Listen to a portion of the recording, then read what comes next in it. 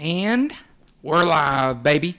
Well, I guess I should say. Well, I can't even talk. I guess I should say I'm live. What's up, everybody? You know what it is. You know who I am. If it's your first time joining me, I'm sorry, but you should know by now.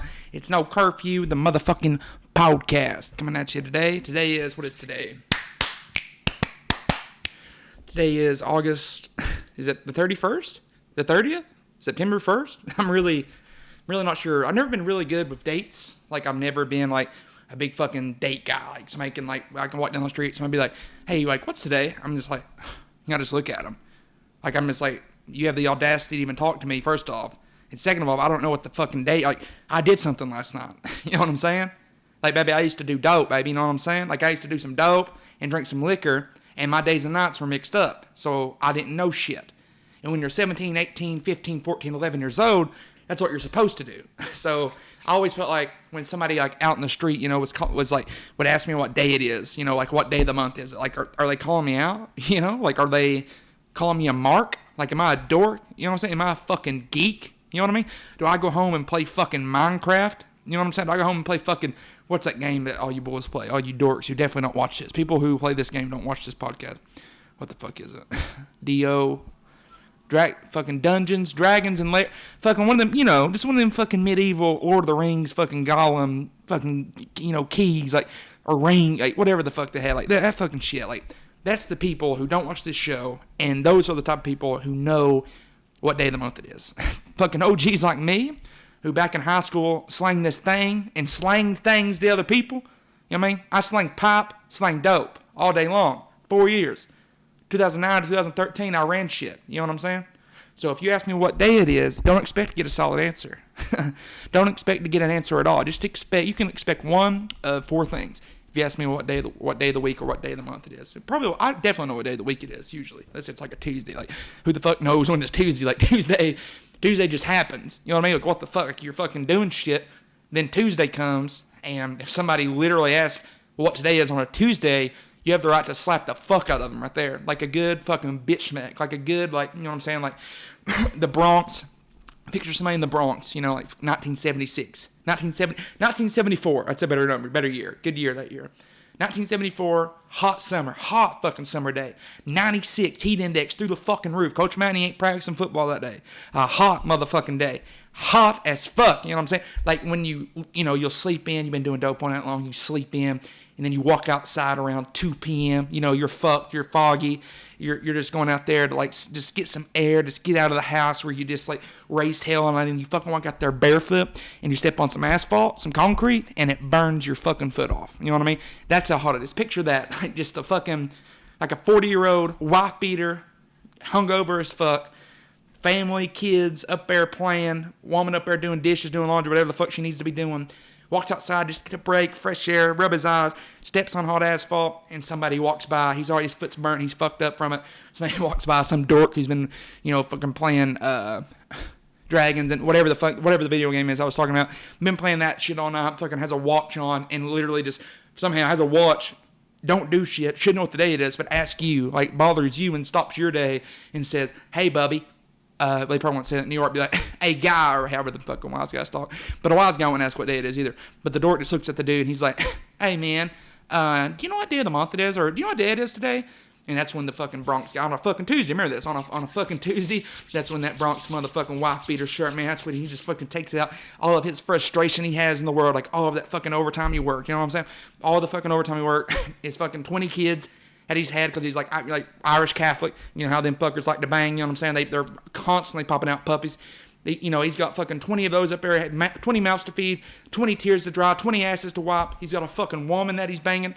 You know what I mean? Just, you know, he's banging her every night, punching a hole through that shit. He's got a girlfriend on the other side of town, you know what I'm saying, over in Queens or some shit. I don't know the geography of New York, but he's got another broad he's fucking over there, and he's trying to keep that a secret.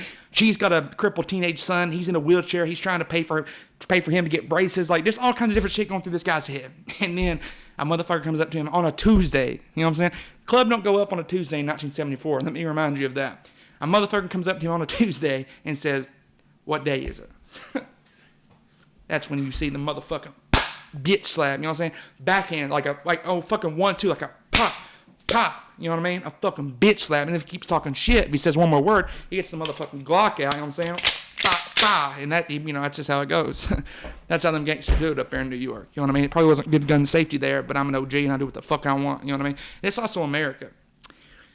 You know, this is the United States of America, and it is a good habit to, like, always practice good trigger discipline and to not leave your finger on the trigger. But, you know, if it's 1974, you know what I mean, and somebody asks you what day it is, finger stays on the trigger. Finger stays on the trigger. And, you know, just like, what's his name, Cyrus from Trailer Park Boys, like he said, safety, 9mm, safety always off. If you have a fucking safety on your gun, especially 1974, I don't know, you better not go outside. You know what I mean? Just stay in the house. You know, just stay in the house. If you ain't buying crack or buying heroin in Harlem in 1974, and you walk out there with a gun with a safety on, you're gonna lose your shoes, bub. You're gonna lose your fucking shoes. And that's just all they are to it. So, no, I do not know what day of the month it is. I'm pretty sure today's Friday. But like I said, I'm almost positive it's late August, early September. Not for certain on that. I don't play fucking video games all night. That's not me. I'm not Connor Murray.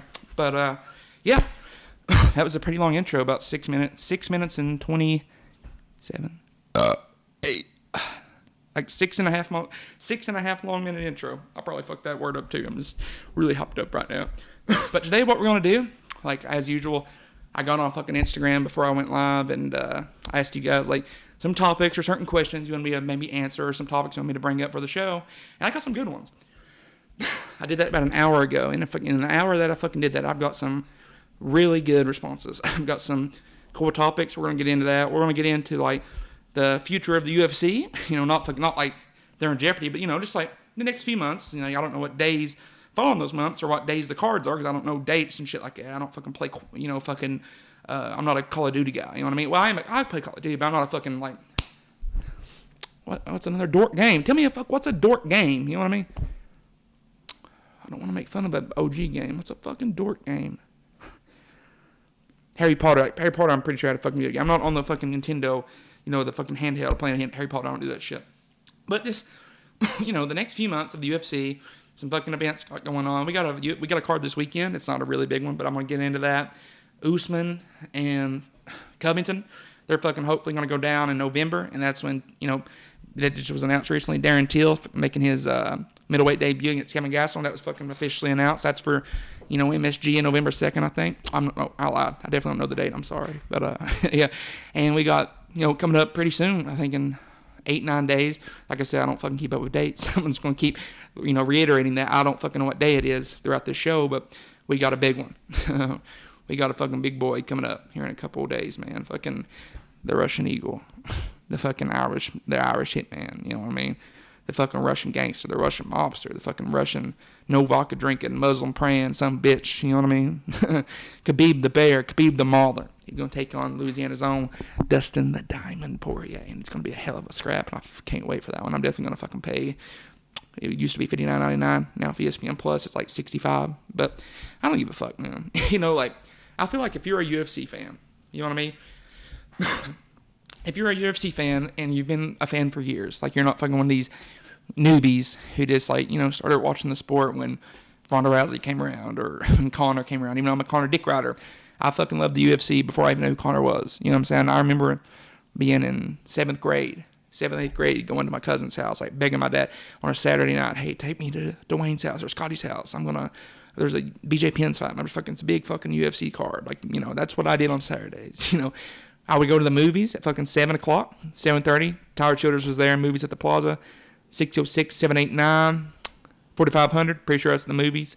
That's the number still. We'll fucking find out. We'll test that theory in a second. I'll call him. But yeah, Childers was there. Tyler Childers worked there, fucking cashier, butter and popcorn, doing all that shit, playing the guitar on his break, smoking a cigarette.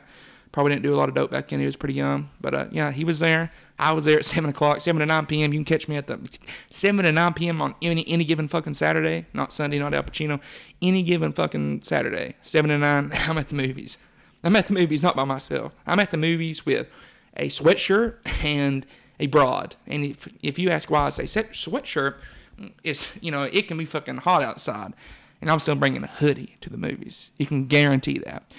if I'm going to the movies, I'm going to go watch a film with a broad in 7th, 8th grade, 5th grade, 4th grade. Probably not 4th grade. Probably not 4th or 5th grade. I'm sorry. I'm definitely bringing a fucking hoodie. You can count on it. And the reason why. So a lot of you know, like, I'm sure you've experienced it. When you're in, 5th, 6th, 7th, 8th grade, you're just fucking, going crazy down there. Your balls are tingling, balls are buzzing. You're just staying rock hard 24/7. It's like, it's a situation where you're in a math class, your fucking teacher calls on you. You walk up front to do a fucking, like a fucking times table or a fucking equation on the board, and you got to bring a little book with you to cover up your cock. You throw a heart-throbbing cock down there, heart-breaking, heart-throbbing, and it's just poking through your little gym shorts, and you got to fucking do something about it. That's what happens. That happens a lot. And if you go to the movies from 7 to 9 p.m. on a Saturday night in Paintsville, it's going to happen then too, especially if there's a woman there. A woman who consensually agreed to meet you there at a certain time. A woman who said, let me ask my mother when you asked her to go. Her mom said yes.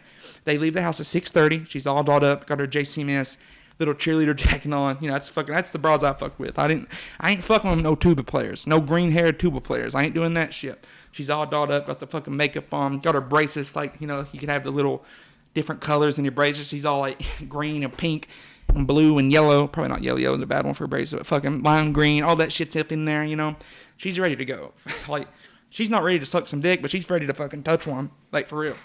Like a 7th or 8th grader, where I'm from, they're fucking touching penises. They're touching vaginas. They're rubbing on each other. That's about as far as it goes. Now, for some people, like Dylan Stanford, he was 7th grade, punching broads out. You know what I mean? Like, if a fucking broad didn't give him head in 7th grade, he's literally knocking the bitch out. Like, that's up flat gap. That's how he does it. Hashtag Randy Stanford, hashtag Dylan Stanford. Like, you know what I mean?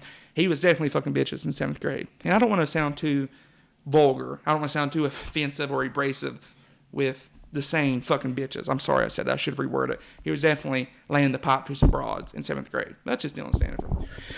But yeah, that's why you bring a fucking hoodie to the movies. You bring a hoodie, and there's other people there. There's people at the movie theater, and they're fucking trying to eat their popcorn, eat their Twizzlers, dumping the little snow caps in the popcorn, doing their thing.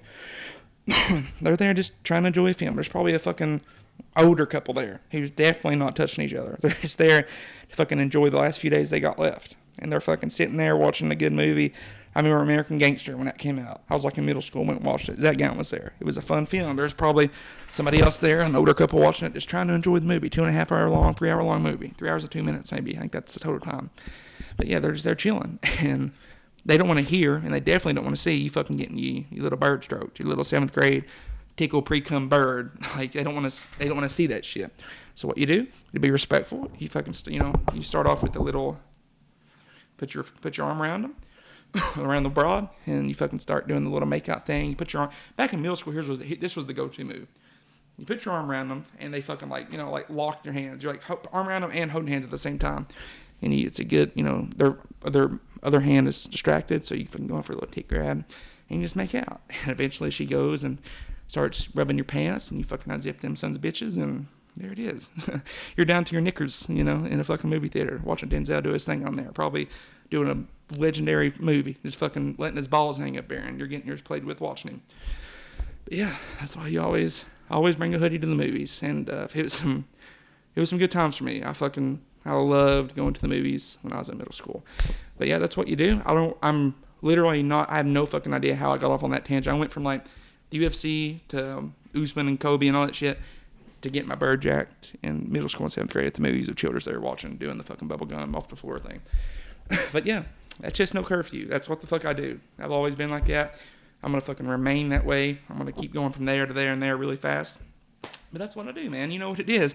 It's no curfew, the motherfucking podcast, all day long, 24/7. Got some M Diesel. I was pretty tired. Before this show started, I didn't have a lot of energy. Like, literally, I'm fucking talking so fast, I'm like catching my breath because I'm really tired today. Had a long week of work, got the whole weekend off, and I needed some dew, baby. I needed some. I don't want to fucking spill that, but that's green. If you can see the lid, that's some fucking Arab BP gas station M Diesel. That's a good year of M Diesel. 2019 M Diesels. They're stepping their fucking game up, man. It's some good shit. It's got me rejuvenated. I'm feeling good. Still talking fast. I wish I didn't talk that fast. But I'm ready to go. And we're just going to move right into it. With the UFC shit. Like I said, there's a card this weekend. And what's the, I fucking, it's in China. I'm pretty sure it's in China. It'll be like tomorrow at 10 a.m. It's something I'm definitely not going to watch. Even though I could, like, I'm an ESPN Plus member, but I always forget that. Don't even fucking, tune in for shit like that, even though it would be cool to watch. I love watching MMA no matter, like, the level of competition. But it's in China. It's basically a fucking full Chinese card. Like, the main event, there's the girls in it, Chinese, and the card is stacked with Chinese fighters. Probably a lot of Chinese pros will be making their fucking UFC debuts over in Shanghai, and fucking good luck to them. God bless them, but I probably won't be watching. This ain't really my thing to watch cards like that. But the main event is. One second, I think that's my woman. That's my baby girl. 1 second, I'll be back for the main event. I'm back. I'm sorry about that. That took a little bit longer than I expected, but God love her. I love her anyway. But anyway, back to what I was talking about. I'm kind of glad I needed that break. I felt like I was too antsed up, too hyper, so I'm just going to keep it relaxed, keep it funny, keep it smooth. We're going to get through this together. Doing a solo show, especially when you're fucking caught on chords, is, it's not, I don't want to say challenging, but it is, a little bit more of a, it's tougher to do. It's tougher. It's fair to say that doing a solo show is tougher than doing, a show with a group of your buddies. Like, I can remember, I've talked about it before, when, this show first started, I had two co-hosts. It was Harrison and Connor, and they're both funny, like, in their own right. Like, they're both funny, just being themselves. Like, they do things they don't fucking realize is funny.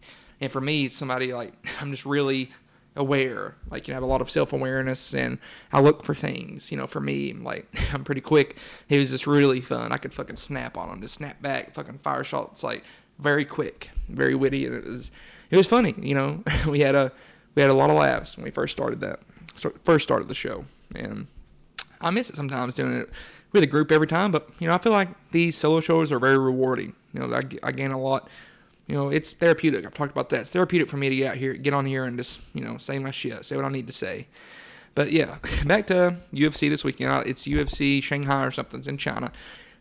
Card stacked, full of Chinese prospects. And the main event, I didn't look it up. I should have, but I'm pretty sure it's that the new champion, the Brazilian who slammed, what's that girl's name? Jessica. Her name is Jessica Andre or something like that.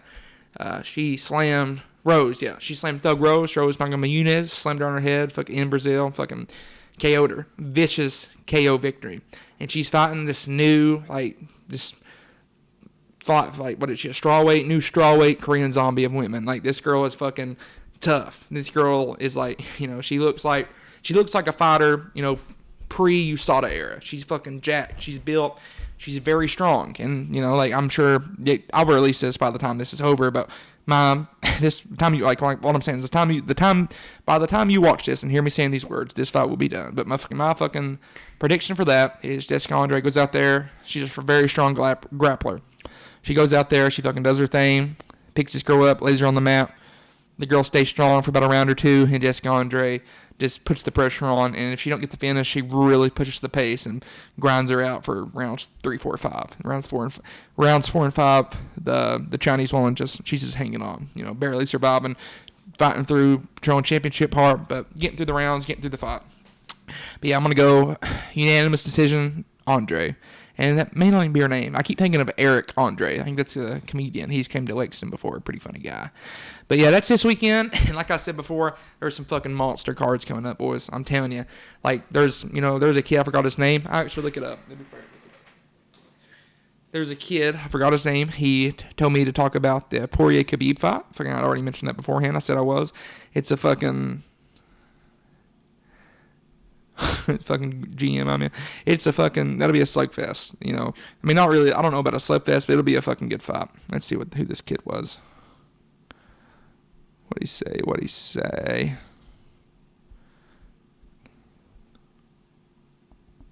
Oh, he sent me a message. Never mind, I'm fucking stupid.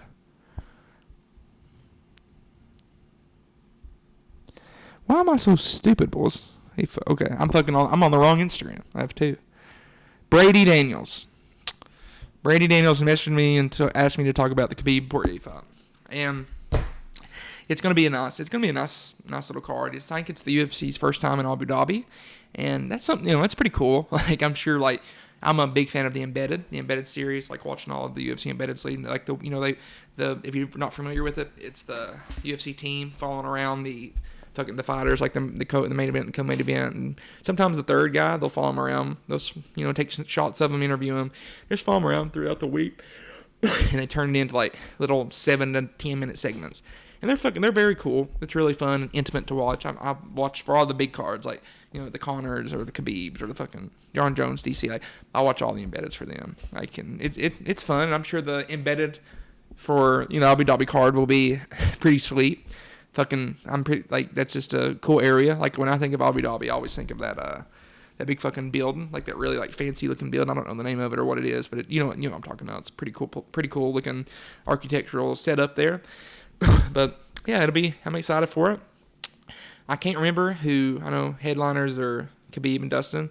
I can't really remember who the fucking co-main event. I think it may be Paul Felder and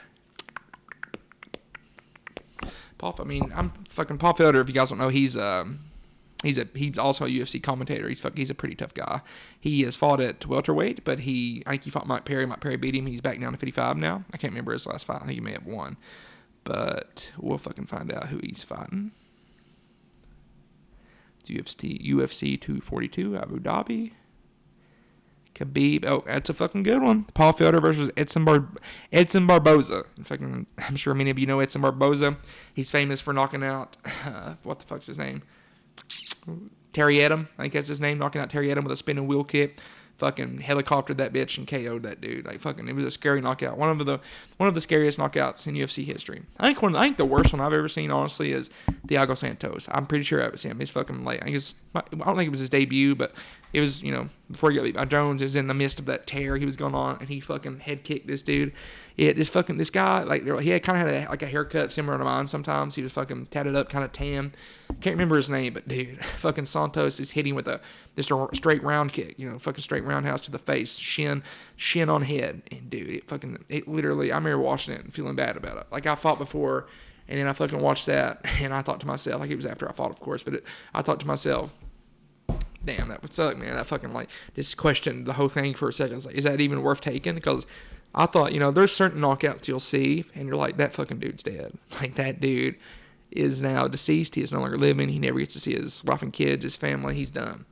And that's what it sounded like. It was a fucking explosion of shin and brain. He fucking doinked that fucking shin right off his head, man. It literally sounded like a ball bat. Like somebody took a ball bat. Like somebody was like, in line, bro, at a concession stand in the fucking back of the line. And somebody just like came up from behind him from about 10 yards and ran. And when they got about 4.5 yards away from him, they said, "Hey." And the dude just turns around in line, and as soon as he fucking turns around, he just meets a fucking aluminum baseball bat to the fucking face, side of the head, or whatever he caught him with it. That's what it sounded like. It was a brutal, devastating knockout. But yeah, that was a tough one. And Edson Barboza, his was fucking rough too. When he knocked out Terry Edom with that thing, fucking them wheel kicks are always fun to watch. I remember, what did Belfort finish a few guys like that? I'm pretty sure he fucking finished Luke. Got spit in my mouth. He finished Luke Rockhold like that. He fucking had a hell of a spinning kick. Or whatever, not the fucking, like, spinning back kick. Yeah, he fucking threw that thing from down in Rio de Janeiro. Fucking, he brought it from Brazil to Rockhold's face, and it fucking met, and bam, clapped that dude. Sparked him. It was a nice one. The cool thing about Belfort's, spinning back kick, or spinning wheel kick, I'm sorry. The cool thing about his is he didn't fucking spin. Like, how he spin, it ain't really a spin, it's a fucking turn. It's like a fucking step, hip, and you kind of rotate and spin. It's a turn and a spin with a fucking spinning back kick. But you go and fucking spin and let it fly, and it goes up like this. It goes bam, and the fucking heel of your foot just smashes the guy on the side of the head. And what usually happens when a person does that, usually like if they land or if they miss, they'll fucking land it and they'll just keep going, and they'll fucking spin all the way around and back into their stance. He started and went boom, and went back and got back in his stance. That was pretty cool.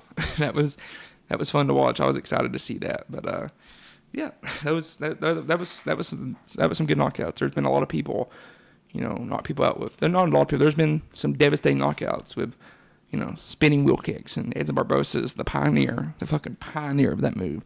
and he's got it mastered. He's threw it at basically everybody. He hit Kevin Lee with it, about finished Kevin Lee.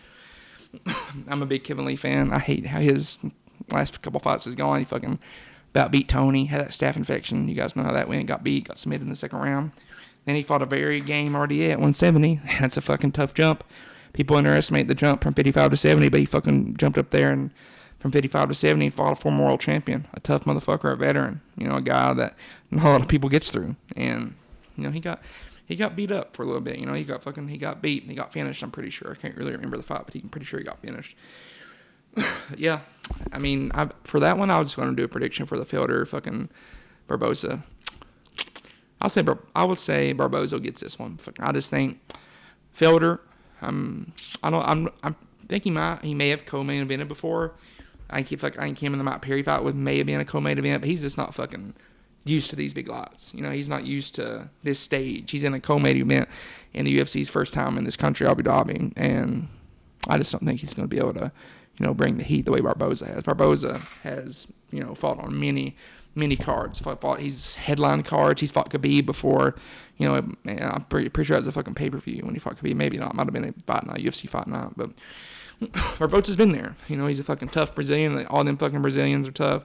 He's been there and done that shit. And he's a very, very good striker. He's a kicker. He's a kick-first type of guy. But it's like in his hands has came along and evolved throughout the years, I feel like. But he's able to fucking, he's not going to go out there and fucking box with you. He's not going to go out there and fucking, box, Terrence Crawford's head off or anything, or fucking hang out with, fucking, he probably can't even hang out with Connor in a box ring. He ain't going to be able to do that. But, he's evolved. He's able to he's mixed up some shit, but his low kicks, people talk about his wheel kicks, dude. His fucking low kicks are devastating. Like, I think him and what RDA needed to date Diaz with them low kicks was impressive, but fucking Aldo, 3 Brazilians and fucking 3 great, like 3 of the best kickers of all time, like leg kickers. Fucking Aldo, I'm sure a lot of you who watch this podcast can remember when Aldo fought fucking Faber. Fucking, I don't think it may have been, I don't know I'm saying the F word so much, but it's just like my inner thoughts always say the F word, then I say it out of my mouth, but it may have been in the UFC. I'm pretty sure it wasn't. I think it was in one of them, last final WEC fights, but I think it was in the WEC when Aldo fought Faber. My God, dude, it was a fucking destruction of like Faber's leg. Like I was like concerned. I was like, he may not be able to walk again. He's fucking shredded this dude's leg. Yeah, he's fucking tough, dude. All them fucking Brazilians they're tough outs, and Barboza's a tough out himself. He's a big 155 pounder. He's a long 155 pounder. He's not as long and beautiful as that big light leg right there. Look at that fucking thing. Fucking sexy, ain't it? I feel like when I say things like that, I'm like kind of like David Portnoy from Barstool. He's like, he like always is, like he does his pizza reviews and he's always just like bragging about himself. And that's what I feel like I just did. I might have copied Barstool, which I used to hate, but I've been, pretty into him here lately. I looked into him and I like what I see, especially from Dave Prez or whatever. Yeah, I feel like Barboza will fucking pull that one out. I feel like it could be a good fight, but I'm kind of looking for Barboza to finish this guy. He's coming off a couple of losses. I keep moving the fucking table. I'm sorry. There we go. It's back on me. He's coming off a couple of losses, and I'm not sure what his last fight was. I can't remember. I wish I'm gonna have to fucking Google it. But I wish Andy wouldn't have quit the show that we could Google my shit and I have to constantly be on my fucking phone. But it's kind of irritating. But like, I know he lost his last couple of fights. He's lost a couple. He's lost Khabib beat him. Kevin Lee beat him, even though he about finished Kevin Lee for spin a wheel kick. And fucking who else got him? Kevin Lee beat him. Khabib beat him. Fuck, who else did Barboza fight? He might have won one. We'll see. Look at this last couple fights. Okay, yeah, Justin Gaethje. Fucking Justin Gaethje got him. I think he fucking knocked him out, didn't he? Yep, knocked him out in the first round. I remember that now. That was a brutal knockout. Fucking that happened this year in 2019. Yeah, he beat his fight before that. He beat Dan Hooker. Fucking Dan Hooker's a tough guy. Fucking don't have that bad of a record. And he KO'd him, knocked him out, and finished him in the third. I don't really remember that fight too well. And then Kevin Lee, like I said, Kevin Lee beat him up pretty good for 5 rounds, wrestling him. Khabib beat him the fight before that. and then in March of 17, that same year Khabib beat him, he KO'd Beneil Dariush. I think that he's an Islamic fighter. Don't really know a whole lot about him. I'm pretty sure he's on UFC 3. I see him in there, and like when I'm fighting with Connor or the lightweights or Cowboy or something, like you can fight against him sometimes, but I never pick him. And he beat Gilbert Melendez. He's beat Anthony Pettis. Tony Gardner. I remember Tony beat him up pretty good. It was a bloody fight. He caught him with that Darce. Oh fuck! I didn't know this. They fought before. I mean, I may have knew that and just forgot, but yeah, it looks like they headlined a UFC. I know, maybe probably not headline. They don't say that here, but like a UFC on Fox, like a UFC fight night back in July of 2015. He fought Paul Felder. Damn, and it was a 3-round fight. Wasn't a 5, wasn't the main event, and he beat him.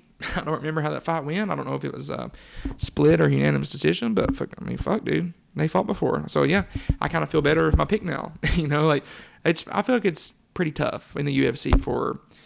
People say it's tough to beat a guy twice, but I feel like it's tough for somebody to lose a fight and then come back and get him the second time. It definitely can be fucking done. It happens all the time. And it may, statistically, like if you look at it, it may happen more often. But I just like mentally, to fucking overcome that, to realize like, hey, I've threw my, like, probably the best I had at this guy, and he fucking still stayed in there, survived, and beat me, especially if you get finished. And he didn't finish him, but, he beat him. Like, 3 guys watched that fight, and 3 guys thought that Paul Felder was getting beat up, and if the fight kept going, potentially may have died. That's kind of what they're saying when they do unanimous decision like that.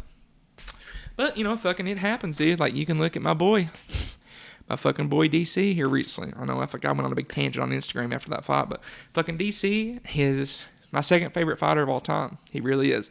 Daniel Cormier is one of the greatest to ever do this fucking thing. He's a special athlete. He's a special person. He's a leader. He's a fucking champion of men. And it's kind of gay, actually, but you know what I mean, champion of men.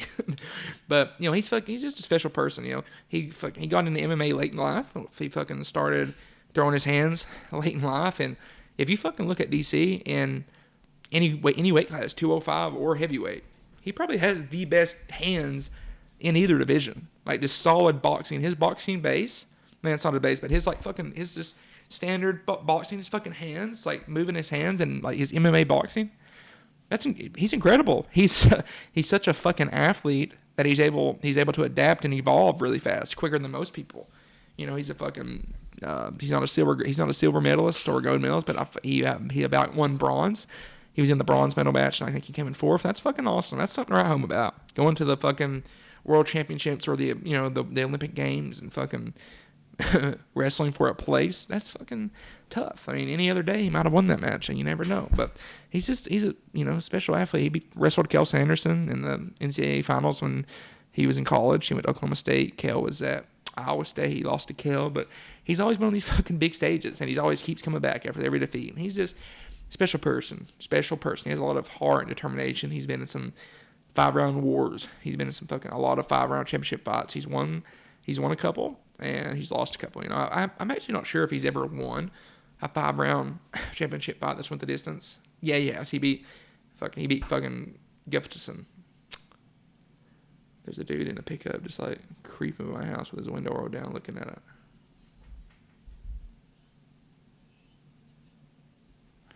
Okay, this might get bad. I don't know who that is.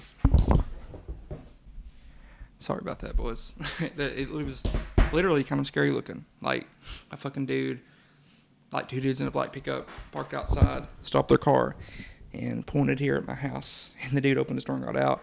And I fucking went and locked and loaded and stood at my door and watched. And he was like walking towards my house. And then I don't think he seen me, but he like got back in his car and left. They both drove off. I don't know. I don't want to say I'm paranoid, but like, this fucking day and age, dude, you don't know. You don't fucking know what can happen. People are shooting up grocery stores. People are shooting up schools. I don't know them dudes from Adam. I hope they're just good fellas, maybe looking at houses to buy. I don't know what they're doing. This one ain't for sale. I'm still here, but man, like, it's not really a good idea to fucking stop your truck in the middle of the road and creep up on somebody's house. If you're watching, some advice to you, especially if the homeowner is me, because I don't play that shit. You know what I mean? I'll bust couple caps in your ass. I mean, he was a white dude, so I'll fucking, I was about to say bust a couple caps in your black ass, but he's a white guy. I'll bust some caps in anybody's ass. I don't fucking care. I don't discriminate. If you're trying to enter my home uninvited or fucking trying to hurt, my girlfriend or my child or my fucking family in any way, I will put a couple rounds in you, feed you some lead. Lead to the head, leave you dead. You know what I'm saying? Bust a couple caps, leave you with the toe tag. You know what I mean? Put you in the freezer. You know what I mean? Make you a bullet eater. Yeah, just it's weird shit. I don't recommend any of you stopping in the middle of the road and pointing at a guy's house and walking towards him. Make it a shot. A fucking dude does that in my hometown, up a holler somewhere, and fucking stops and does that shit. I mean, I was gonna greet him and ask him what he needs, what I could help him with. But a couple of boys I know back home probably won't do that. They're fucking pretty paranoid as is from their dealings, and they might greet you with instead of a hello and a smile and a handshake, they might greet you with a fucking 12 gauge. You know what I mean? Fucking pull out a fucking old sound off in there and fucking blow your fucking asshole out. So be careful, boys. That's fucking shook me up. I don't even remember where I was. I'm pretty sure I was talking about fucking Barbosa and Felder. Can't remember. I'm gonna fucking move on past that. Whatever I was fucking talking about, I'm moving on, and I'm gonna go into my Khabib prediction. Khabib versus Poirier. It's gonna be. I feel like it's gonna be a fun fight to watch. When I say a good fight, I don't always necessarily mean it's gonna be fucking competitive or evenly matched. Because honestly, I mean, I may be wrong. I could literally be dead wrong, and I think that may be it may happen. There is a possibility of is it on my face? God, it makes me so fucking mad. This table. There we go. There may be a possibility of, Dustin. I don't really know how fucking good Dustin's wrestling is. But, we all know it's not on Khabib's level. And we have yet to see a man yet who can fucking hold off Khabib and keep Khabib off of him for 5 rounds. And it's nobody's ever been able to finish Khabib.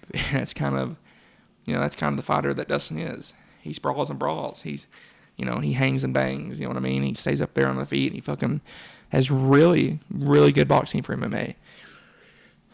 People always give him flack from the McGregor fight, but people fucking forget McGregor. He's one of the best in the world. He's a badass. And he gave Dustin some work, put some work in on him, but I don't know. I just feel like stylistically, it's not a fucking good matchup for Khabib. For Dustin. But then again, who is? God, I'm struggling. Who is a fucking good matchup for Khabib? You know what I mean? He's just a different breed. He's a different type of fighter than the rest of these guys. The shit he does with his legs on fucking top, his top game is ridiculous. When he gets you down and he wants to lay there on top of you and hit you in the face, that's what he's gonna do. He's an animal. I've never fucking seen anybody like him ever in the history of the UFC. He's a fucking phenomenal grappler. I feel like he's such a fucking... I don't know. I don't feel like Khabib could fucking go out there and join the world team for Russia or Dagestan or whatever his country is. He couldn't, or Russia. I don't really know how that works over there. But he couldn't, so we'll go with Russia. I don't think he could make the world team for international freestyle wrestling in Russia. I don't think he could make it. They're one of the best in the world. USA, Turkey, fucking Russia. They're top tier, Israel. There's some top tier fucking wrestlers, best in the world, come from overseas over there in that area. But he's the best MMA grappler of all time, in my opinion. Him and GSP, and fucking that's probably about it. But he's tremendous. But he's not gonna make any world teams. He's not making any world teams anytime soon. People always forget. They'll say, yeah, Connor's a great boxer. He can fucking go over there and box Mayweather. Well, fucking Connor, he even said it well himself in the lead up to that Mayweather fight. He's fucking, he's at a circus, that was his analogy or whatever. He's fucking juggling all kinds of plates. He's got the fucking karate plate. He's got the Muay Thai plate. He's got the wrestling plate. He's got the boxing plate.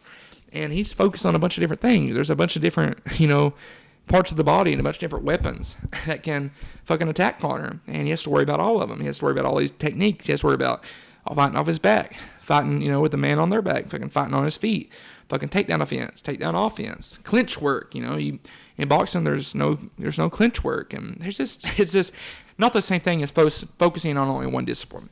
So if Khabib, he's really honestly, like I'll say this, Khabib is the best, has the best MMA grappling of all time. He's the fucking best grappler to ever step foot inside the octagon. But Khabib is not the best. Like he's not like he don't have the best takedowns ever. Like he's not a fucking this Jordan Burroughs out there fucking blast doubling through people. He's just relentless. His fucking leg attacks and his wrestling, he don't stop. He is relentless. He's like a fucking weed eater out there. Like fucking Matt Hensley out there fighting for Bill Mike. He's a fucking weed eater, dog. And he don't stop. Keeps grinding. He pushes the fucking pace higher than anybody ever. Like the Diaz. People talk about Nick and Nate, the Diaz brothers, fucking, or Tony hanging a pace. Dude. GSP and fucking Ferguson, like Tony Ferguson's up there too, but I feel like GSP and Khabib Nurmagomedov, dude, you're not hanging with them pace. You can fucking hang and your cardio might be there for 5, but you're not fucking competing at the level Khabib does for fucking 5 rounds. Like his pace is incredible. He don't fucking stop. And he's not even really fought a lot of 5-round fights, but like you can just tell like in between rounds he don't fucking get tired. And he's always pushing you around. His style makes other people really fucking tired. And I feel like Dustin does have championship heart in this fight. Fucking Al Iaquinta went 5 rounds with Khabib. I feel like fucking Dustin would spark Al Iaquinta. I do think, it's MMA, anything can happen, but I feel like Dustin would fucking take it to Al Iaquinta. But, he's not going to be able to fucking hang. I don't think he's going to be able to land that shot. Nobody else has done it. Khabib is 27, 28-0, something like that. We'll fucking look and see. But, out of 27 men, it's going to kill me if I don't find out. I'm sorry. What the fuck? 27 men, yeah. Fucking out of 27 men, fucking Khabib's fought. 27 men went in there and stood in front of him and fucking tried to throw leather at him, break his fucking jaw off his face. One person's been able to do it. And it's just a tough job. Dustin's going to have to pack a lunch. You know what I mean? He's going in there with not just one of the best today. He's going in there with one of the pound-for-pound greatest of all time. This fucking guy is undefeated for a reason. People talk about Floyd.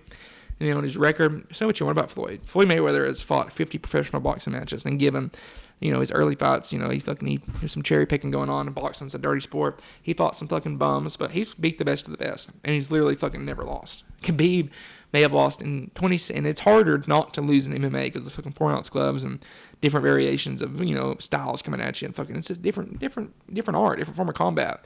And Khabib has literally never fucking lost. He's only lost maybe 1 round. Fucking people sometimes give Conor the 3rd round in their fight, but I guess you can if you want, maybe, but it was a fucking, Khabib definitely took him down. There was takedowns, like I was having a panic attack during that whole thing. I don't remember it well, but it's not like fucking they're going to go out there and box. Like Dustin has a hard time. He's going to have a hard time keeping Khabib off of it. And what Khabib does with his fucking legs, like Khabib, like I've said, he's great at, getting you on the ground and holding you there. But how he fucking does it is what makes him so unique.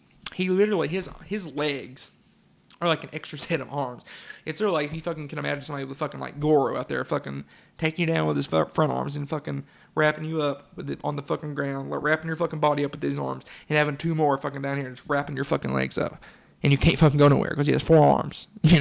That's kind of what Khabib's legs are like. He's like fucking Mortal Kombat Johnny Cage Goro out there. He's going to fucking kick Johnny Cage off a fucking mountain. Johnny Cage being Dustin Poirier, but he's not going to kick him, I don't think. But, dude, he literally fucking takes you down, and he can do it literally from fucking anywhere. Half guard, fucking side control, fucking guard. He scoops your legs with his legs and fucking traps them, and then goes straight into fucking mount. Now, for those of you who don't really know what that is, fucking literally, here's Dustin, fucking Khabib, takes him down, boom, fucking on the ground. Here's the top half. Here's the arms of Khabib. You know what I mean? The arms on top. Here's his legs. Boom. He's just, my phone ain't going nowhere. He literally fucking traps you there. It's not a very good, demonstration, but hopefully, I'm sure a lot of you guys who are watching this get the fucking picture. And it's just not going to be a good evening for him. I feel like Khabib, just his pace, his tenacity, his fucking will to win, his upbringing, fucking wrestling bears, living in fucking Dagestan, a bunch of, say what you want about him, but they are some Mogwai savages over there. They're literally fucking bred, natural born killers. Fucking Woody Harrelson natural born fucking killers over there. And you don't want to fuck with one. They drink moose piss and drink owl blood. You know what I'm saying? Ozzy Osbourne would get on stage and he would sometimes fucking bite the head off a bat. Khabib does that. And like I talked about Tuesdays, that's just a normal Tuesday for Khabib. He'll fucking go in a cave, just, on a Tuesday, fucking taking a little stroll in a fucking dark cave somewhere in Russia. And boom, there you go, finds a bat. He didn't bring no water with him. He's fucking hungry. He's thirsty. He eats the bat's head and drinks the bat's blood. That's what Khabib does. That's what his father does. That's what his whole family, that's what his camp does. They're Dagestanian fucking savages. And it's going to get the job done for him. It's got the job done for him 27 times. And it's going to be 28, I think, September, whatever it is. I don't know dates. You know that. It's going to get the job done for him come in September when he takes on Dustin. And that's my prediction on that. And we're going to fucking move on to some other fucking topics and questions you guys asked. We're going to do the 5x5 game. We're going to talk about each one for 5 minutes, and then we'll probably just cut it short because my baby girl and my baby boy's coming. We're going to have a good weekend together. But 1 second.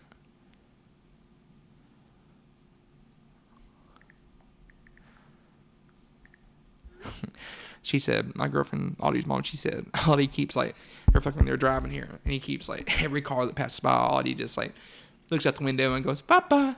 Oh, it's so fucking sweet. You guys have met Audie. If you've watched the show with my dad, Audie had a special guest appearance, and it was beautiful. Okay, let's see what we fucking got. Yeah. Fucking no votes on that one. One moment. We're just going to do the 5 minute, I'm going to do 4 topics, and we're going to do 5 minutes each, then we'll probably wrap it up. But I love fucking doing solo shows. It's fun. Whoever's hanging around, sticking with me through my pauses and my fucking phone calls and me about having to bust a cap on someone, I really appreciate it. Flow wrestling. But let's go. Let's see here. We got who's better for MMA, McGregor Diaz. Okay, Brady Klein. Turner Harless says, need more baseball stories, bub. I know shit was wild. Referring to my high school baseball career, which literally was pretty fucking wild. Seth Wheeler says, LeBron. Slough, former guest, Dylan Childers, fucking says, Blake wants me to just fucking get on here and shit on Blake, because that's what I do. I shit on Blake Williams all the time. Shotgun Eagle 72.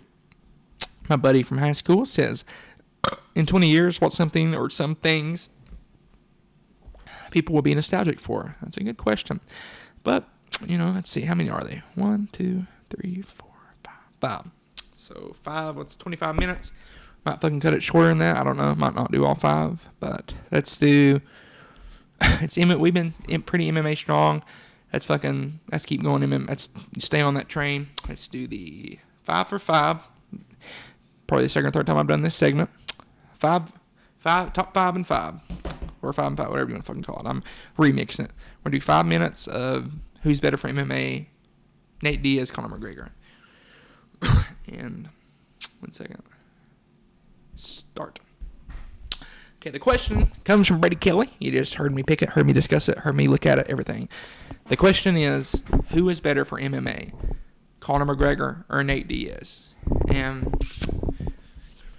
I don't know. I feel like that's a pretty fucking, it can be fun to talk about. It's kind of a broad question because literally they both are fucking huge names. They're both very, very funny, very outlandish, Well, fucking Nate's not really outlandish. He's just fucking Nate Diaz.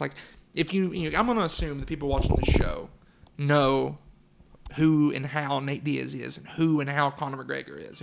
Especially if you're fucking an hour into the show. I don't know who that is, but who's better for MMA? They're both fucking great. I think them together is fucking, that's what's good for MMA. Them together fighting and their rivalry they have has been great for MMA. But their rivalry has not been better for MMA than Conor McGregor. Yeah, I guess that answers my question, because Conor McGregor, probably still to this day, especially when he makes his fucking combat, but definitely in 2017 when he was fighting Floyd Mayweather, was that 18? Was that 2018? I don't remember when he done it. I think it was, probably last summer, 2018. I don't know. I have to look that up too because Andy ain't here. But Conor McGregor, he's the fucking face of MMA. He's not only the face of MMA, he's bigger than life itself. He's a bigger than life character, bigger than life figure. He's bigger than the game.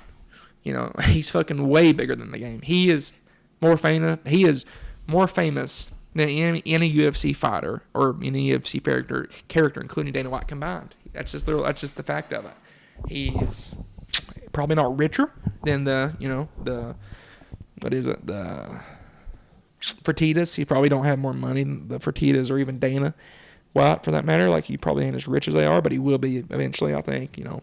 He's not the president of the UFC, but he don't have a share in it. But dude, he makes bank off them fights, and he definitely gets paid each time he steps in that octagon. And he definitely got fucking paid, from the Mayweather fight. I don't know how his money came to him.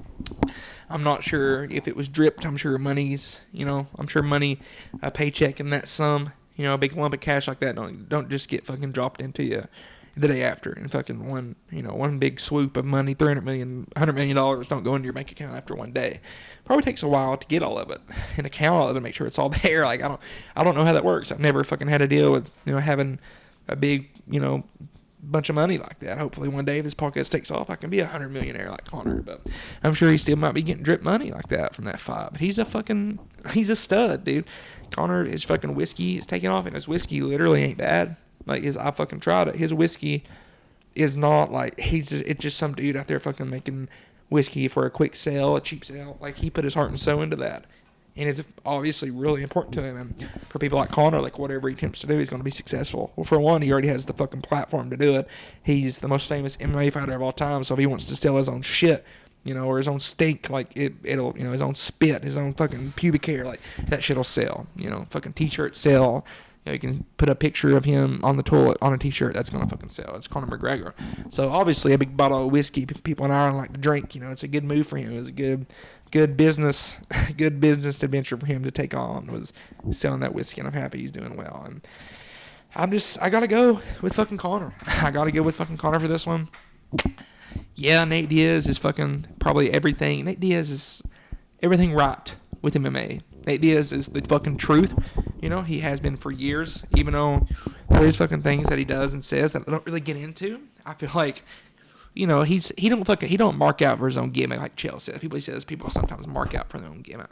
He don't do that, but he does, like, it's just part of his gimmick when he says shit like, I'm that. He says cool shit. He said something in an interview the other day that stuck with me. He said, if you walk in this room thinking you're the ass whooper, fuck that. I'm the ass whipper up in here, So that's what I'm saying. Fuck the Wheaties box. Talking about Anthony Pettis on the cover of the Wheaties box, and he's perfect. He always fucking talks shit, but there's been times he's like, he said, like, he's the best. He has a subpar record. Like, it's a good record, but it's not fucking incredible. He's not undefeated. He's lost a bunch of fights. He's been finished in there before, and he says they're all bitches, they're all pussies. But in that case, if maybe some of them, but he's literally talking shit about a bunch of killers, like a bunch of fucking people who get paid to punch other people in the face, get paid to fucking get hurt and hurt people. So, they're not fucking all pussies, and like, it's not marking out for your own gimmick, but it ain't entirely true, all the shit he says. And he's fucking awesome. He's a West Coast 209, Stockton, slapped the fuck out of a gangster. Him and Nick's incredible. I feel like if Nick would have stayed around and Nick would have got that Conor fight instead of Nate, Nick would have been huge. He would have been bigger than Nate, because fucking, he's always been bigger than Nate. Like, back in, the early days, fucking nobody even knew who Nate was until he was on the UFC, on the Ultimate Fighter. And, he kind of blew up from there. He fought for a belt. He fought Vincent Henderson for a belt and lost. But, yeah, fucking his older brother, he fought BJ Penn. He was fighting for titles way back. He fucking went in there of GSP and got his ass whooped. But he really stepped in there of GSP. Not a lot of fucking people can say that. So, yeah, Nick's always been the big brother. He's always been the more popular fighter. And I wish he was still around. But apparently you saw it in the UFC and certain athletic commissions in this country hate marijuana and suspended him for like 20 years because he's not fought since his 4-year suspension was up for the Anderson Silva thing. But yeah, so to answer your question, Brady, fucking Conor is better for MMA. He draws more eyes, and he just draws more. He just puts more asses in the seat. Fucking. Somebody said it the other day. They say Conor could fight a broomstick at fucking Madison Square Garden. It's going to sell that bitch out, and they're telling the truth. Fucking Conor McGregor could fight a broomstick, and it would sell out MSG. I promise you that. Yeah, that's Conor. Good question, Brady. I fucking appreciate it. But what else we got here? The next one. LeBron. Seth Wheeler said he was one of the first ones that responded. LeBron James. That's a fucking. We can do the 5 minutes for LeBron. Put it on the timer. That's what I did this last one. 5 minutes on LeBron would be pretty fucking easy because LeBron, you know, he's the man. There's a lot to talk about. Boom, 5 minutes. LeBron James is on the table right now. LeBron James, in my opinion, is the greatest athlete of all time. Besides, well, no, he's not the fucking. I didn't mean to say that. He's not the greatest athlete of all time. LeBron James is the greatest basketball player of all time. The greatest athlete of all time, that's a whole different discussion for me. A lot of people disagree with who I think that is, but I definitely think it's Barry Bonds. I'll just tell you the fundamental reason why. Barry Bonds hit 50 home runs and stole 50 bases in 1 year. Pretty sure, I think he may be the only person to ever do that. Might be one or two more people done it. But he hit 50 home runs and stole 50 bases in a year. He was an all-state football player, an all-state basketball player in high school, and obviously all-state baseball. He's the greatest baseball player to ever step foot on a baseball field. He's the greatest hitter to ever step foot inside of a fucking batter's box. He is the absolute man. He's the GOAT. He's the greatest of all time. He's also the greatest outfielder of all time. Like, he's fucking everything a GOAT could be. He can probably bat, you know, probably has fucking big saggy balls and big horns like under his baseball cap, just like probably from all the fucking steroid use. Well, probably shrunk his balls, but who gives a fuck about steroids? Fuck that. But that's what LeBron is.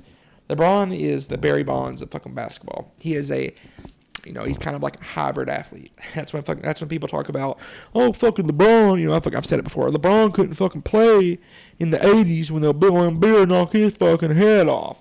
Dude, LeBron would fucking drive the lane. He would cross over fucking Isaiah Thomas or bulldozing, whatever he wanted to do. Go around him or through him or over top of him. Do whatever he wanted. And he would fucking meet Bill and Beer at the rim. And Bill and Beer would try to throw one of his little funky elbows. And LeBron would just jump up in the air, hop over to Dennis Rodman, meet fucking Bill and Beer at the go, and fucking sit his nuts on his face. LeBron James is a fucking animal. Like, literally fucking, what is he? Almost 6'9", 6'8". At one point, 285 pounds, fucking 265 pounds, 250 pounds, whatever he is. 6'8", 250. Fucking, has the best basketball IQ in the game. He's almost 7 foot tall, 250 pounds. He has solid fundamental IQ, like best IQ in the game. He is the best passer in the game. He can rebound, pass, shoot, defend. If fucking people talk shit about his defense, LeBron James can play defense if he fucking wants to, the best of them. He is a fucking... He basically invented, you know, well, not really invented, other people had done it before, but Wilt kind of maybe, but, you know, he basically invented, well, Wilt was a center, but, like, you know, Magic did it. Magic kind of invented it. But a point forward, like, LeBron and Magic brought that position a lot. Today's game is positionless basketball. Showtime did that with the fucking Lakers. They run and gun with a 6'8" point guard, 6'7", whatever he is, 6'9", whatever Magic Johnson is. He has AIDS. I know that. Just watched a movie about AIDS. Dallas Buyers Club, great film. Should have won an award for it. McConaughey, I don't know if he did. He may have. He was fucking, I'd say he did. It was awesome.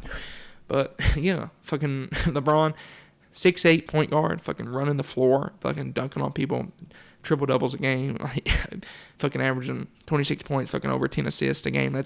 That's literally fucking crazy. And he's 6'8". Like, don't forget that he's not just he's not Allen Iverson out there. You know what I mean? He's not fucking some little dude out there getting 10 assists a game or, you know, fucking a little fucking tiny point guard. He's not Chauncey Billups. He's literally a fucking, like, hurricane. He's a fucking animal, dude. He's out there doing the damn thing. And he's fun to watch, dude. Fucking LeBron, people talk shit over him leaving Cleveland. I mean, bro, he fucking done a lot for Cleveland. He literally fucking left Miami a fucking... Obviously, like, look where he's at now. He's in Los Angeles. LeBron wants to be in a fucking warm place. He wants to raise his family in a fucking fun town, a fun environment, fun place to grow up in. And Miami, clearly, great place to raise a family. I mean, I'm sure there's crime, Pompano Beach down there, Florida, you know what I'm saying? All that shit. But, dude, it's fucking sunny all year long. December 25th, Christmas, fucking 82 degrees outside. It's a tremendous place to live, as far as, you know, shit like that goes. And I'm sure the neighborhood he would live in, or fucking whatever estate he's on, will be heavily protected and heavily guarded, so you don't have to worry about crime and shit. You know, crime does have a funny way of, you know, meeting people who you don't expect it to meet, but, you know, it's whatever. And then he fucking went back to Cleveland, fucking won a title in Cleveland. Dude, I mean, what else do you fucking want from the guy? Like, and now he's in L.A., people, like, you know, I feel like people are starting to come to terms with, like, hey, fucking LeBron is a good dude. He's doing charities, opening up that school or whatever in Cleveland. He did a lot for Cleveland. He's the fucking face of Ohio. He's the fucking man. He's the best thing to ever come out of Ohio. And like Childers said once, he said, the only thing to come out of, there's the best things to come out of, they say the best liars, astronauts, and presidents come from Ohio. So that means, he said the most presidents and most astronauts come from Ohio. So that means they have the best liars and people that want to get the farthest away from Ohio as they possibly can, just talking shit about Ohio. And what he forgets to mention is it's the birthplace in Akron, Ohio. Akron, Ohio is the birthplace of fucking LeBron James. The GOAT, greatest basketball player of all time. Better than Jordan. That's a review. One about everyone knows the rules review. That's the fucking shit on LeBron. Fucking great topic of discussion, Seth. I fucking appreciate it. We're going to do fucking probably one more because I got to get my room cleaned up for my baby girl to come. I'm about done with this shit. I'm ready to fucking see my woman and lay her down, but I'm not going to fucking do Blake. Fuck that. Need more baseball stories. Okay, we'll fucking tell you a good Turner Harless. I'm really not fucking sure who that is, but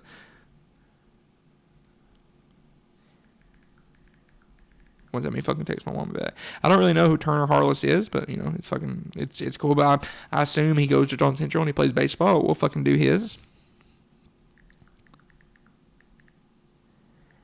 But fucking he wants to hear about some baseball stories from my fucking golden days and black and gold for John Central. Everybody knows I literally graduated from John Central, but I fucking graduated from Central.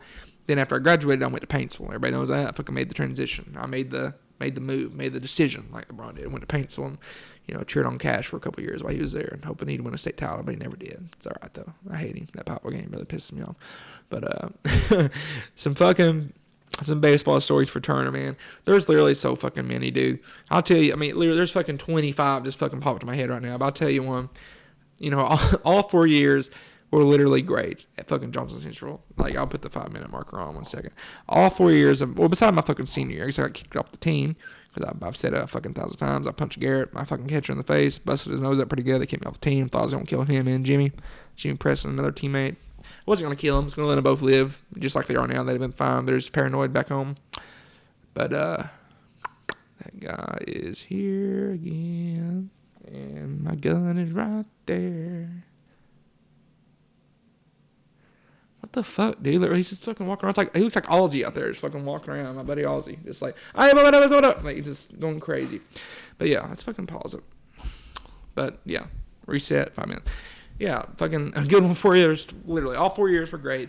I was always friends with the older guys on the team, and I fucking made it through every season. I think with the help of the upperclassmen. My freshman year, Caleb Sloan was a senior. He's one of my best friends on the fucking team. We hung out literally every day. Fucking stayed over at my house. We'd ride to games, ride to practice together. We're not going to take a bus, but we'd ride together. Like, hung out after school, hung out on the weekends. Fucking tremendous buddy of mine.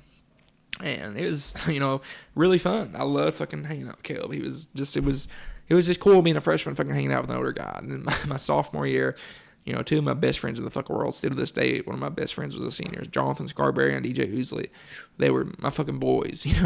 I basically ran the fucking team my sophomore year. Fucking me and Scarberry and DJ, we ran the shit. We had our fucking problems. We about fought every now and then, but we fucking ran the shit. And it was tremendous season, great fun. Had a great year. I started all 4 years, played third base my freshman, sophomore year, batted in the middle lineup all 4 years, hit third all 4 years. Junior year and senior year played first. Best hitter on the team all 4 years. That's best hitter in the region for 3 of those years. Not my freshman year, but for 3 of those years, I was the best hitter in the region. And my junior year, I fucking came out. Wasn't really friends with the upperclassmen as much. I was buddies with them just because I've known them my whole fucking life. It's like people like Ross Sander and Will Meek and fucking Logan Simpkins. We're buddies, but I wasn't like brothers with them. I'm brothers of DJ or Scarberry or Caleb. And there's a little more fucking drama that year. A little more drama went on. And then my senior year, I was basically fucking alone. I was there with, 2 other upperclassmen, 2 other seniors that I've spent my whole fucking life playing ball with. They were fucking Jimmy, Preston, and Garrett. We graduated in 2013, and that's when, we went down to Miami or Orlando, fucking whatever it is, Vero Beach, and played some fucking spring break ball down there, and got in a fight with Garrett, got kicked off the team. That's how that happened. But I'll tell you one funny story. My sophomore year, like I said, I was best friends fucking to my 2 brothers on the team, still to this day, good buddies with them. Jonathan Scarberry and fucking DJ Ousley. They was my best friends.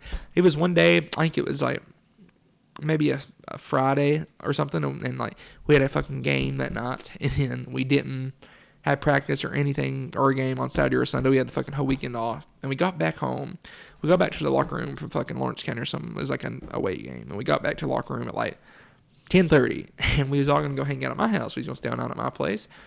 And I fucking went in there, and everybody had left. We was all just fucking hanging out in there talking. Coach Todd left. I guess everybody had left. It's just us in there, and we just fucking just chilling, goofing off, doing what fucking teenagers do, just having good fun. We wasn't doing nothing bad. But I said, boys, I gotta take me a shit. And I went in there, and I dropped my fucking ball pants, my breeches, and took me a shit in the stall. And for some reason, I don't fucking know why, DJ and Scarberry started throwing shit over like the wall, the stall wall, and it fucking started as shit. They started throwing shit like they threw their fucking cup at me, like their fucking ball sack cup, their jock. They threw that at me. They fucking threw a tennis ball. I don't know if you guys still have this, but we fucking had it when I was there. It was like after every game, there's a big fucking tub, literally like a fucking huge like ice bath tub in the middle of the floor, and we threw all of our jerseys in there, and somebody would wash them. One of the coaches would wash them there because we had a washer and dryer, and we just take our uniforms off and throw them in there, and that's what fucking happened. And they both, it was so big, not one of them could do it.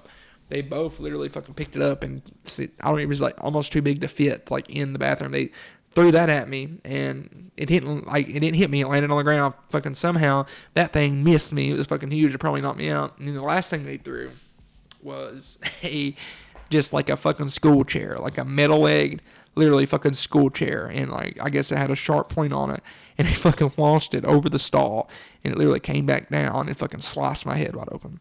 It's fucking like I got like a little fucking scar right here somewhere, you can see it. But they literally, I was taking a shit, fucking sitting there on my phone, and they had not threw nothing for a minute, and then that fucking chair came flying, and I was sitting there just on my head down on my phone, and fucking something came down and busted my head wide open, and I fucking bled everywhere. So I got my fucking head busted open with a turd hanging out of my ass, and I literally fucking like ran out of the stall like with my pants around my ankles, fucking ran out of the stall, and it's like that's what I've always fucking done that when I was hurt. I've always just like panicked and sprinted, and like I was just running with my pants around my ankles, balls and dick swinging, you know what I mean, just fucking running, and I was like checking my head. I ran outside and I fucking checked my head. I've not wiped my ass yet. Just pooped, and fucking there's just a puddle of blood, like literally on my fucking like hand when I would do that. Yeah, I asked DJ and Scarberry. They was fucking scared and fucking bitches. They was like scared they was gonna get in trouble for doing that. And they was like, I asked them, was like, how's it look? Was it fucking bad? They was like, no, man, it's fine. I heard them giggling, and I went home, to mom and dad. And I fucking dad on my head. I got my head busted open, and I told him what happened, and he looked at it, and it was literally like a fucking hole in my head. I had, literally, it's like somebody fucking took that Glock 17 over there and put it on top of my head and just fucking blew a hole in there. Like, you could, put a straw in there and fucking drink my brains for a couple of weeks if you wanted. Like, it just, it wasn't a good situation, but I never really fucking told on him, never really said nothing about it. Obviously, it was tough to wear a hat for the next couple of days in practice, but, I'm pretty sure I fucking did. I just put like a little napkin like over my fucking head and like a band-aid, of course, just put my hat on, and I never missed any practices, never missed any game. But I remember like I was fucking playing, and I had like dove for a ball or something. I was leading off the next inning, and I fucking dove for a ball, and like my head kind of hit the ground, and I fucking was hitting. I went up there as my, I was swinging the ball bat, and I fucking went up there, and they threw a fucking like curveball or something, and like and I literally fucking like like it was a curveball that was going outside, and on a curveball, what you do, you fucking throw it. And, you kind of go like that, like they'll throw it. You see it's a fucking curveball. You're here, bam. You stop there, and then fucking take it the other way. Just boom, and fucking take it right field. That's what I always did with that shit. And right when I was about to fucking take a hack, blood literally fucking dripped to my eye, and I fucking struck out. Like, that's a fucking true story. Like, I didn't know it. My head was fucking bleeding from me getting a chair thrown at me in the shitter, and I just struck out because of it. So that, like a series of unfortunate events happened for me. I fucking got taken a shit, got hit with the chair, cut my head open, went and fucking struck out. And like the next game we had, because I was bleeding, had fucking blood in my eye. And I literally fucking felt it, and they called it a strike. And I was like, looking at my eye, and I was like, just had blood coming out of my face. He was like, that hit you? And I was like, no. And I just like, I should have said yeah, maybe I would have fucking got to go to first, but I just fucking walked off and kept on playing. But it sort of just fucking blood running down my face, and it was all because DJ and Scarberry he hit me with a chair while I was taking a shit. But there you go, Turner. That's for you, buddy. I I got plenty more, but my woman's coming, my little boy's coming. I hope you are fortunate enough to have a family, a woman and a child one day. Hope you, wish you all the success in the world of your fucking career. I don't really know you. I don't even know if you play baseball, but if you fucking do, just, don't do what I did. Like off the field, you probably can't do what I did on the field, but fucking try your best, be smart at the plate. I have the fucking best, baseball IQ out of anyone I've ever met. I really do. And I was a fucking tremendous hitter. I was a very smart hitter, very smart and disciplined baseball player. So try to be like that. You can't swing it like me, so don't even try. But fucking good luck with all your stuff, all your life situations, all your endeavors. Handle it nuts hanging. Let them fucking swing, dog. You know what I mean?